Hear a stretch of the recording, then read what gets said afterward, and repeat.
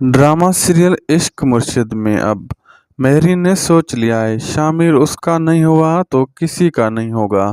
चाहे उसके लिए शामिर की उससे जान ही क्यों न लेनी पड़े, या फिर शिबरा की। इसीलिए वो प्लानिंग कर रही है। अब तो मेहरीन का बाप भी मेहरीन के साथ मिला हुआ है। वो भी यही चाहता है, चाहे जो भी हो जाए वो शामिर को जिंदा नहीं छोड़ेंगे, या फिर शिबरा को। और इस मकसद के लिए वो कामयाब भी रहेंगे। लेकिन अब शामिर के बाप को अंदाजा हो जाएगा कि वो गलती पर था। उसके अपने बेटे की खुशियां उससे प्यारी होनी चाहिए, न कि दूसरों की खुशियां। इसी वजह से वो अपने बेटे का साथ देगा और अपने बेटे को डिफेंड करेगा, क्योंकि जब उसे पता चलेगा शिबरा भी उन्हीं का साथ दे रही है, क्योंकि शिबरा अच्छी लड़की है, वो हमारे लिए ही काम कर रही है, हमारे लिए ही काम कर रही है। अगर हम काम को सीधे तरीके से करेंगे तो हम कभी भी सियासत में नहीं हारेंगे। कौन कौन ड्रामा की हैप्पी एंड देखना चाहता है, कमेंट सेक्शन में लाजमी बताइएगा।